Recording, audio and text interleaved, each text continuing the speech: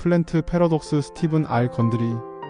육식을 위해 비인간적이고 비위생적으로 사육되고 도살되는 동물들에 대해 알려지며 채식 위주의 식사가 각광을 받으며 채식은 그 자체로 미화되어 왔다.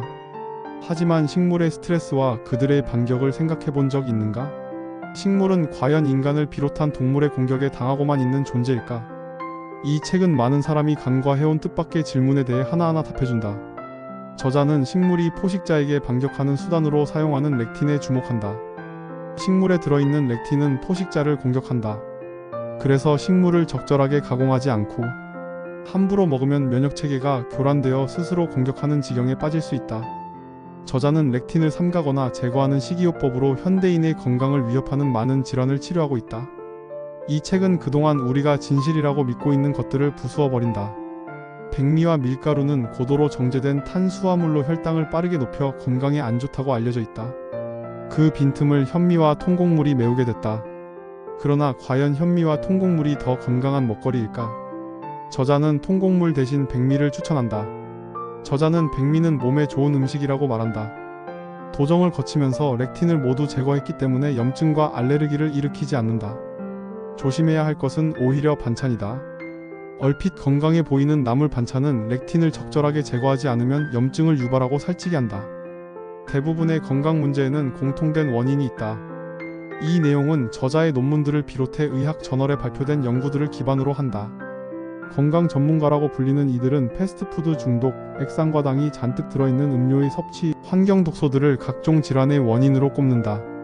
안타깝게도 그들은 틀렸다. 이런 음식이 건강에 이롭다는 말은 아니다. 진짜 원인은 너무나 깊숙이 감추어져 있어서 발견하기 몹시 힘들다. 단 몇십 년 만에 우리의 건강 상태는 극적으로 나빠졌고 체중은 극적으로 불어났다. 저자는 그 미스터리의 해답을 찾았다. 이런 이상한 현상들은 렉틴이라는 식물 단백질에서 시작된다. 렉틴에 대해서는 들어본 적 없어도 글루텐은 친숙할 것이다. 글루텐은 수천 종의 렉틴 중 하나다. 사실 렉틴은 고기, 가금류, 생선을 비롯해 현대인의 식단에 빠지지 않는다.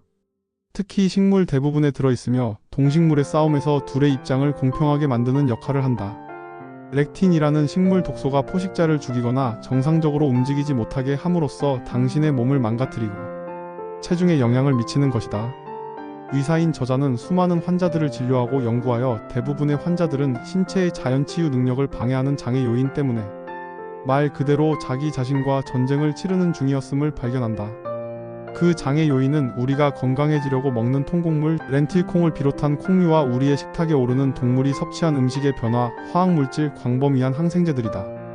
무엇보다 제산제, 아스피린, 소염제가 장내 환경을 극적으로 변화시켰다는 것을 발견했다. 그리고 우리의 잃어버린 신체 균형을 되돌리기 위한 플랜트 패러독스 프로그램을 제공한다. 이 책의 전반과 중반은 우리가 알고 있던 기존의 건강 상식들을 반박하고 다양한 식물과 과일들의 위험성에 대해 이야기한다. 후반부에는 플랜트 패러독스 프로그램의 식단을 소개한다. 우리가 밀을 먹기 시작한 이유는 무엇일까? 북반구에서 밀이 주식으로 선택된 이유는 WGA라는 밀의 체중 증가에 책임이 있는 밀 속 유난히 작은 렉틴 때문이다. 밀은 음식이 부족했던 고대의 우리의 조상들이 체중을 늘리고 유지하는 데 도움을 주었다. 당시에는 밀로 인해 나온 배, 소위 밀가루 똥배를 가진 것이 자랑스러운 일이었다. 고대 형태의 밀에 든 WGA는 현대의 밀에도 함유되어 있다. 그래서 이것이 함유된 식품을 먹으면 체중이 늘어나는 것이다. 고대인에게는 축복이 현대인에게는 불행이 되고 있다. 렉틴은 감히 자신을 먹은 동물을 죽여버리거나 최소한 그 동물의 몸이 불편해지게 만든다.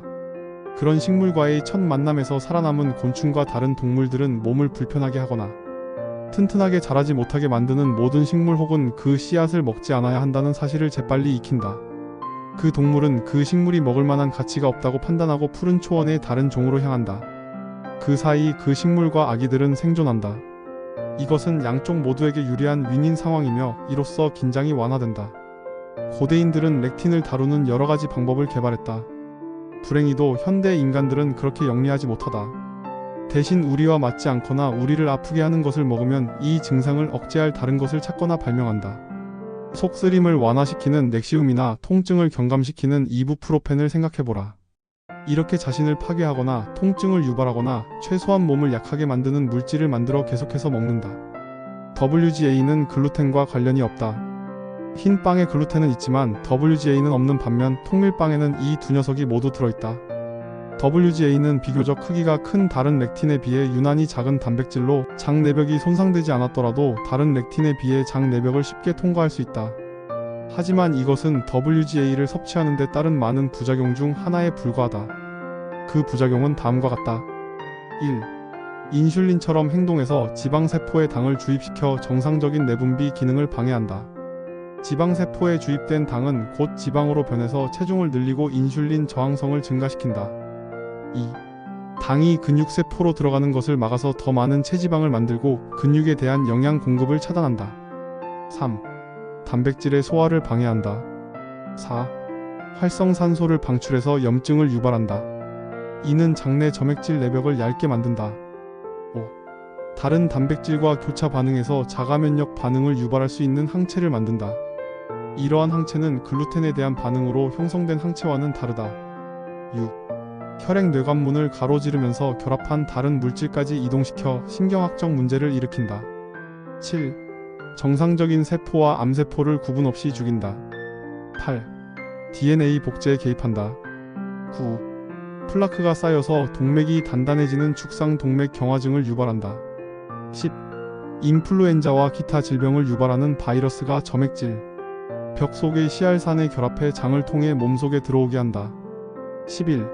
신염의 발병에 기여한다. 그렇다면 어떻게 WGA를 피할 수 있을까? 통곡물과 통곡물 제품을 피하면 된다. 그렇다면 글루텐 프리 빵과 과자들은 안전할까? 1950년부터 미국의 상업 제빵업자들은 빵을 부풀릴 때 이스트 대신 트랜스글루타민아제라는 결합제를 쓰기 시작했다. 저자는 미국에서 빵을 먹으면 가스가 차는 느낌이 들지만 유럽에서 이스트로 만든 흰 빵을 먹으면 그런 반응을 경험하지 않았음을 밝힌다. 그것은 이스트가 밀에 있는 렉틴을 발효시키고 파괴하기 때문이다. 이스트로 빵을 만드는 프랑스나 이탈리아는 통밀빵을 제외한 거의 모든 빵이 하얗다. 여기에는 글루텐이 들어있지만 이스트에 의해 소화되었고 WGA가 들어있지 않다.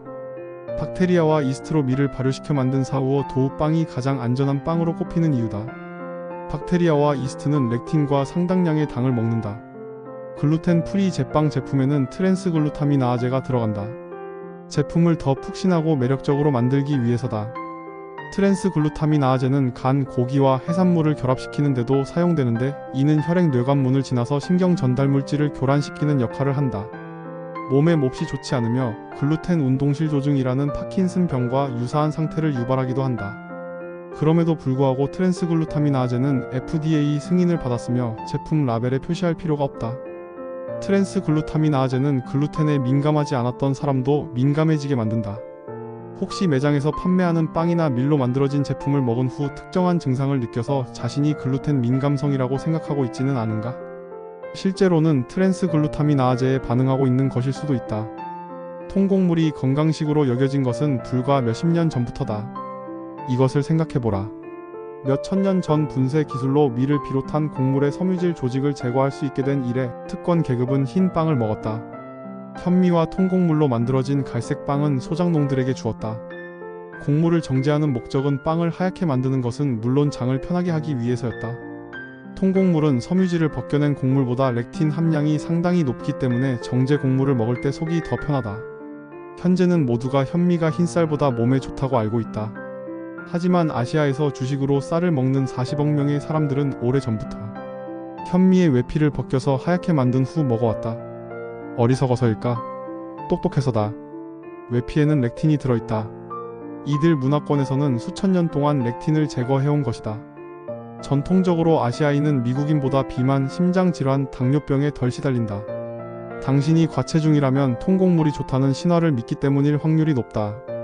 안타깝게도 통곡물 제품의 부흥은 우리의 시기에 WGA와 다양한 렉틴을 재도입시켰다.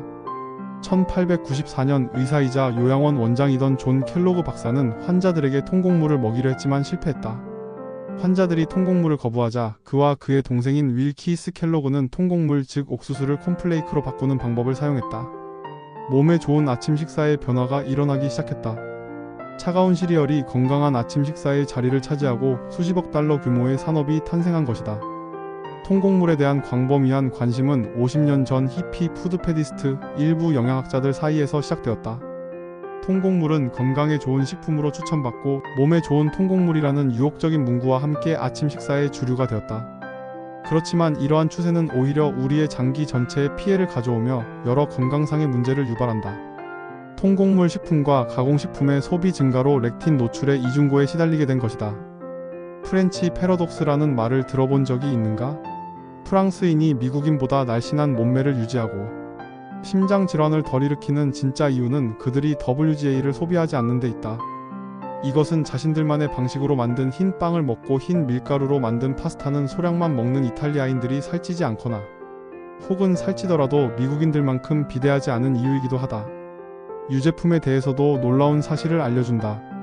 약 2000년 전 북유럽 소액에서 저절로 나타난 돌연변이 현상으로 정상적인 A2 카제인이 아니라 A1 카제인 단백질이 든 우유가 만들어졌다.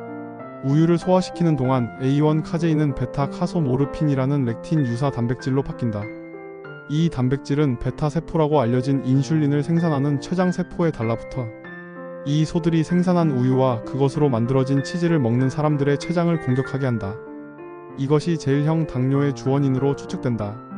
남부 유럽의 소, 염소, 양은 계속해서 A2 카제인을 생산하지만 A1 카제인을 생산하는 소들이 더 건강하고 더 많은 우유를 생산하기 때문에 농부들은 그들을 더 선호한다.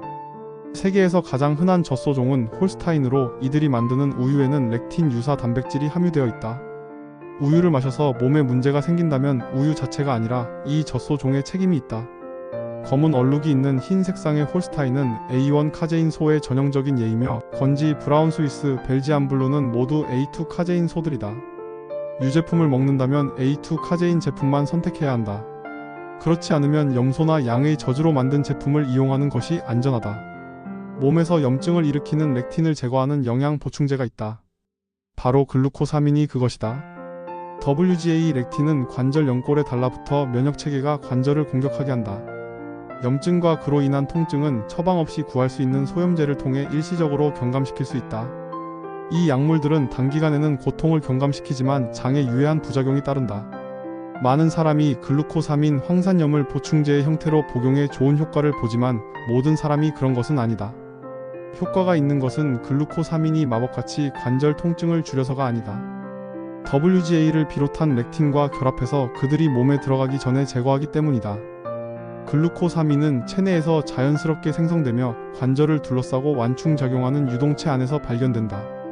그 안에서 글루코사민은 연골의 구성 요소 역할을 한다. 그리고 WGA와 결합해 염증을 경감시키거나 완화함으로써 통증을 줄이거나 없앤다. WGA가 있는 식품을 섭취한 후 그 부작용을 줄이기 위해 소염제를 먹는 악순환을 깨려면 밀과 렉틴이 함유된 식품을 식단에서 제외하면 그만이다. 이렇게 문제가 많은 렉틴은 어떻게 우리 몸을 망가뜨릴까? 먼저 렉틴은 느슨해진 장내 점막의 틈을 통해 유입된 후 우리 몸속 세포들의 통신을 방해한다. 식물이 의도적으로 당신 몸에서 다른 단백질과 구분되지 않는 렉틴을 만드는 분자 모방이라는 기법을 사용한다는 것도 그리 놀랄 일은 아니다. 렉틴은 당신 몸속에 있는 다른 단백질과 거의 구분되지 않는다. 렉틴은 그러한 단백질을 모방함으로써 숙주의 면역체계를 속여 면역체계가 자기 몸속의 단백질을 공격하게 만든다. 렉틴은 세포 수용체와 결합해서 호르몬처럼 움직이거나 호르몬을 차단해서 체내의 커뮤니케이션을 방해하고 피해를 입힌다. 렉틴은 세포벽의 중요한 도킹 포트에 결합해서 잘못된 정보를 주거나 정확한 정보의 방출을 막는다. 예를 들어 WGA 렉틴은 인슐린과 놀라울 정도로 닮았다. WGA 렉틴은 실제 인슐린 분자인 것처럼 인슐린 도킹 포트에 달라붙는다. 하지만 진짜 인슐린 호르몬이 아니기 때문에 계속해서 도킹 포트에서 분리되지 않은 채 근육량을 줄이거나 두뇌 세포와 신경 세포를 굶기거나 지방을 늘리는 등의 파괴적인 결과를 불러온다. 렉틴의 위험성에 대해 얘기한 다음 렉틴이 들어있어 반드시 피해야 할 채소와 곡물 등을 알려준다. 또한 이러한 렉틴이 장내에서 몸으로 들어오지 못하도록 장내 유익균을 늘리라고 조언해주며 그 방법도 자세히 설명해준다. 책의 후반부에는 저자가 그동안 돌봐오고 치료한 많은 환자들에게 제안하고 실천해 병을 고친 식단과 조리법에 대해 다루고 있다. 병들은 채 장수하는 것은 비극이다. 건강하게 장수해야 의미가 있는 것이다. 건강한 몸으로 장수를 하고 싶다면 이 책으로 도움을 받아보는 것도 좋을 듯하다.